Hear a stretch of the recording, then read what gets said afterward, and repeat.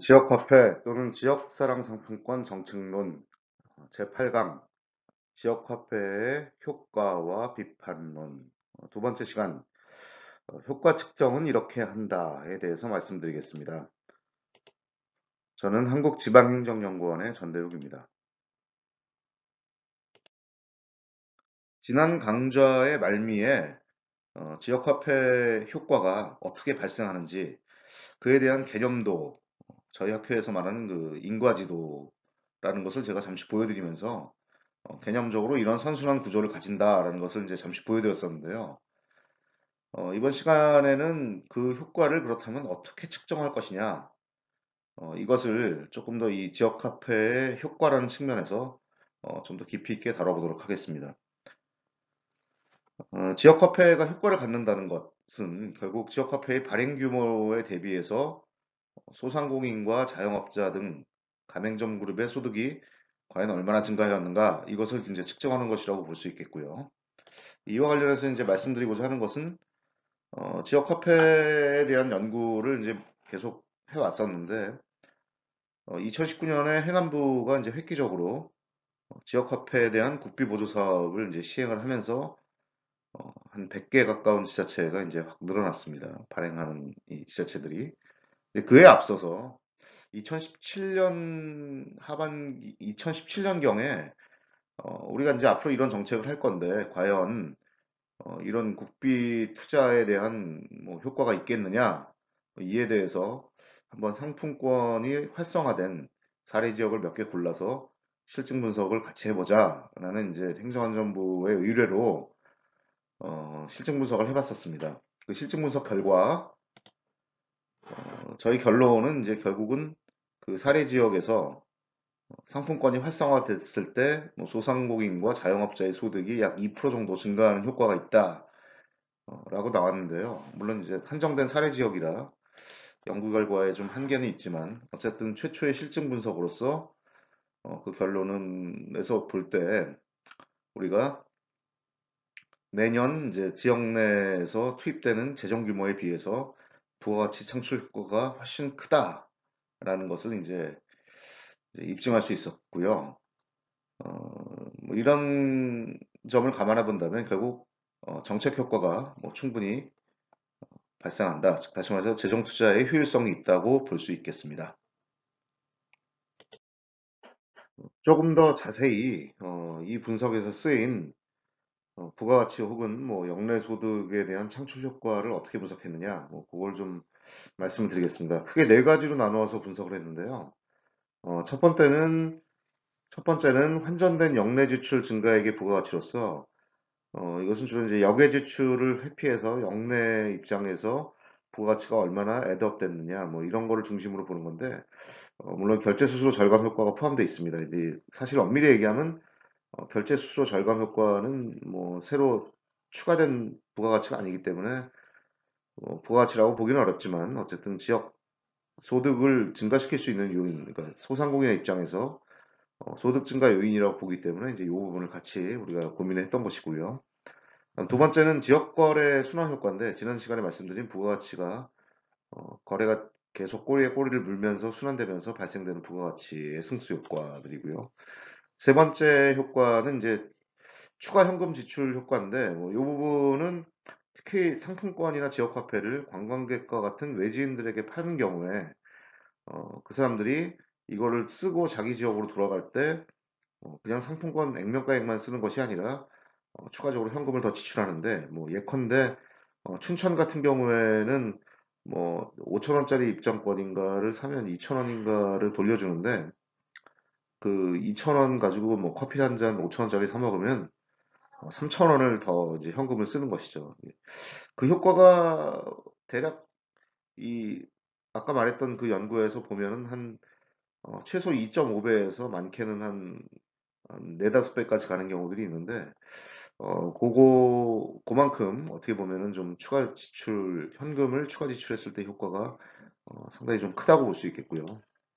그럼 네 번째는 낙전 효과인데 이것은 뭐 잘 아시는 낙전 수입입니다. 뭐 상품권을 샀는데 쓰지 못하고 장롱 속에 묵혀놨다가 유효기간이 끝나는 경우. 이것도 아까 마찬가지로 부가가치라고 보기는 어렵죠. 왜냐하면 새로 뭔가 창출된 것이라기보다는 그냥 이전된 효과에 불과한데 경제 주체 간의 이전된 효과에 불과해서 부가가치가 생겼다고 보기는 어렵지만 어쨌든 지역이라는 관점에서 보면 지역 내 자금이 머물고 지역의 소득을 이제 늘릴 수 있는 그런 효과로 볼 수 있어서 이제 함께 같이 네 가지 효과로 고려를 했던 것입니다. 예, 이 네 가지 부가가치에 대해서 좀 더 깊은 이해를 위해서 저희가 표를 보면서 좀 생각을 해보겠습니다. 이제 이 표가 아까 말씀드린 그 분석 결과를 요약한 표인데요. 표에서 보시면은 예산이 있고, 그다음 상품권에 대한 발행액과 판매액이 있습니다. 그리고 그로부터 창출되는 부가가치가 있는데, 이 부가가치가 네 종류로 제시가 되어 있습니다. 첫 번째가 아까 말씀드린 이 환전을 통해서 발생되는 부가가치인데, 이 환전을 통해서 발생하는 부가가치라는 것은 역외 지출에 대한 회피 효과와 이제 결제 수수료에 대한 절감 효과를 이제 포함하고 있다고 볼 수 있겠고요. 그 효과가 역시 이제 표에서 보시다시피 상당히 큽니다.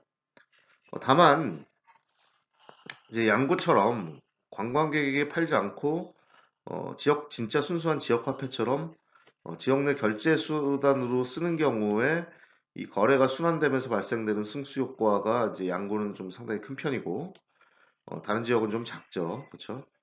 그에 비해서 이제 주로 관광객들을 통해서 이 상품권을 많이 소비하고 그래서 관광객들이 이 지역을 어, 떠나기 전에 이걸 쓰면서 현금을 추가 지출했을 때 발생되는 부가가치가 이제 춘천이나 화천과 같이 관광객들에게 파는 경우에는 이것이 좀 높게 나옵니다. 어쨌든 이런 세 가지 부가가치가 제일 중요하고요. 물론 낙전 수입도 있긴 한데 사실상 낙전율이 그렇게 높지가 않습니다. 뭐 한 1% 정도라고 볼 수 있고 또 이 낙전 수입은 상품권의 유효 기간을 우리가 통상 5년으로 보는데 왜 5년이냐? 옛날에 상품권법이 있었을 때 5년으로 돼 있었고 왜 그렇게 돼 있었냐면은 우리나라 민법과 상법 체계상에 보면은 뭐 상품권이 유가증권으로서 이 일반적인 상사 채권의 소멸시효가 5년으로 돼 있는데 그래서 지금 현재 상품권에 대한 이 상품권 법이 이제 과거에 폐지된 이후에 아직 지역화폐에 관련된 법이 제정이 안 돼 있기 때문에 이런 일반적인 법률을 따라서 일단 5년으로 보는 것이고, 그래서 5년이 지나야 사실은 낙전 수입이 실현되는 것이고, 그다음에 그 비율도 크지 않아서, 뭐, 이 낙전 수입에 의한 효과는 뭐 크게 감안하지 않으셔도 될 것 같고요. 별로 중요한 효과가 아니고요. 어쨌든 이 세 가지 효과를 중심으로 우리가 이제 이 효과가 계산이 된 것이고요. 이제 예산 규모 대비 창출 효과들이 대체로, 어, 그거보다는 훨씬 더 많은 효과가 나오는 것을 이제 볼 수 있습니다. 다만 이제 춘천의 경우에는 8월 말까지의 결과하고 실제로 12월 말까지 보면은 대략 한 어, 발행액이나 판매액과 비슷한 예산과 비슷한 정도의 규모가 나오는데 이 예산은 이제 춘천이 2017년부터 이제 발행을 시작해서 이 예산 속에는 이 보증자산 은행권에 예치하는 보증자산의 비용이 이제 포함되어 있습니다. 보증자산이 한 10억 정도 포함되어 있는데 사실은 그렇게 감안하면은 이 실제로 상품권을 운영하는 연간 예산보다는 창출되는 부가가치가 훨씬 더 크다는 것을 우리가 알 수 있는데 숫자들이 너무 크죠, 그렇죠? 왜 이렇게 크냐? 특히 화천이나 양구 같은 경우에는 투입 예산 대비 숫자가 큰 것은 이미 이쪽 지역에서는 10년 정도 지났기 때문에 좀 상당히 효과가 있고 또 이런 보증자산과 같은 이제 금융 비용들이 이미 다 과거에 지출이 됐기 때문에 이것은 순수하게 그냥 상품권의 인쇄 비용 정도의 운영 비용이라고 볼 수 있습니다. 그것에 비해서는 이제 당연히 효과가 크게 나올 수밖에 없는 것이고 어찌됐건 이 활성화된 사례 지역에서는 투입 예산 대비 창출 효과가 상당히 크다는 것을 이제 우리가 이 표에서 판단할 수 있을 것 같습니다. 좀 구체적으로 이 효과를 어떻게 그럼 계산했냐? 거기에 대해서 좀 말씀드리자면은 먼저 모델 1이라고 제시되어 있는 것은 이제 전체적인 이 네 가지 효과가 지역 내 소득에 어떻게 기여하는가를 나타내는 구조도입니다.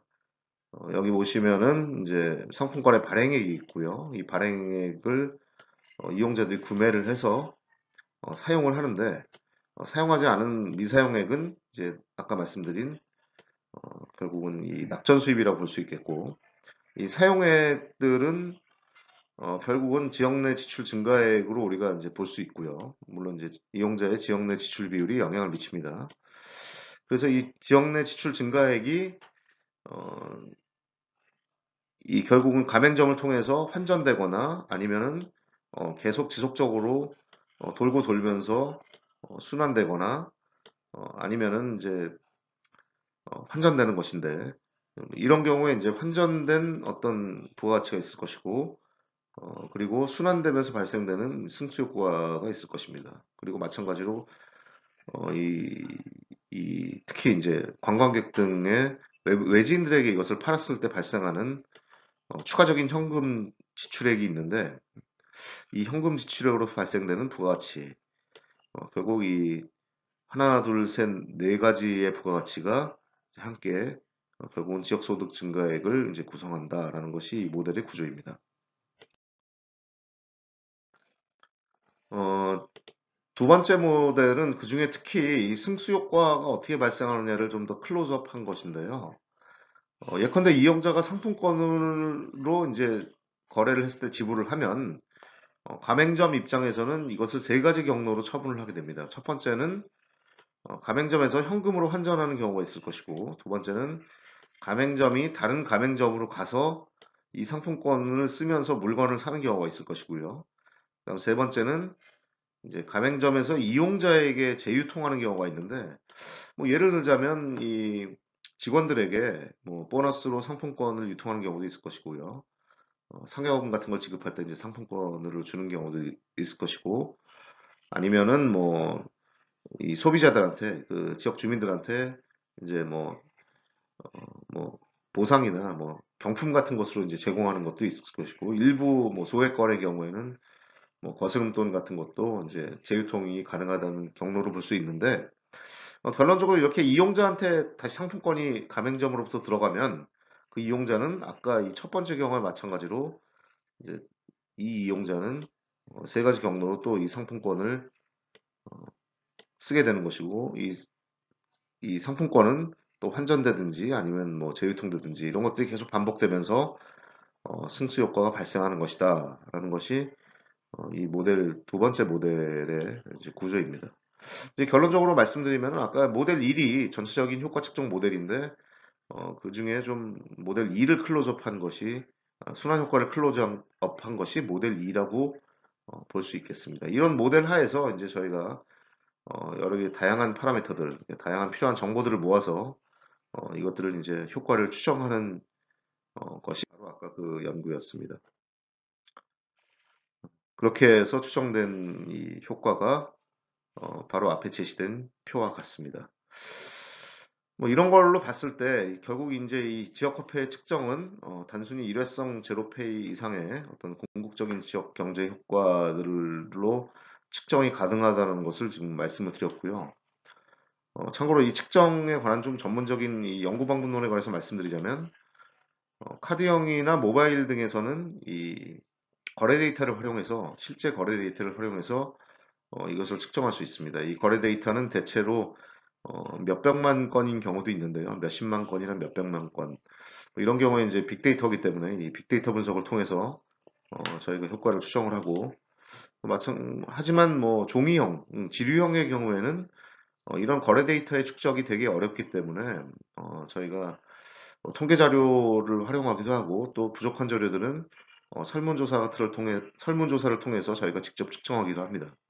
그래서 이런 것들을 통해서 이제 분석을 하는데 일반적으로 자치단체에서 보면 뭐 지류형과 모바일을 겸용한다 내지는 지류형과 카드형을 뭐 겸용한다 이런 경우들이 많기 때문에 결국 이런 방법들을 다 혼용해서 저희가 측정을 하는 것이고요.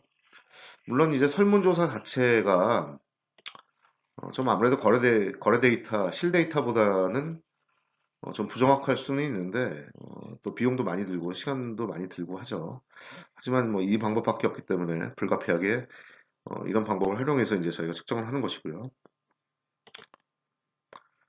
참고로 이 연구 방법론이나 아니면 분석 방법 그리고 분석 결과 등에 대해서는 제가 시간 관계상 이 강좌에서는 아주 간단하게 말씀드렸는데 이에 대해서 좀 자세한 내용이 궁금하시면은 인터넷에서 쉽게 저희가 만들었던 보고서, 연구 보고서를 받으실 수 있기 때문에 한번 요 제목으로 고향사랑 상품권의 경제적 효과 분석 및 제도화 방안 요 제목으로 한번 찾아보시면 보고서를 쉽게 찾으실 수 있을 것입니다. 그래서 자세한 내용들은 이 보고서를 참조해 주시기를 부탁드리겠습니다. 감사합니다. 다음 강좌에서는 이제 9강에서는 우리가 7강에서 다루었던 5개의 비판론 중에 나머지 4개에 대해서 좀 집중적으로 다루도록 하겠습니다. 구독과 좋아요를 감히 부탁드리고요. 그리고 댓글과 코멘트 언제든지 환영합니다. 다음 강좌에서 뵙고 다시 인사드리겠습니다. 감사합니다.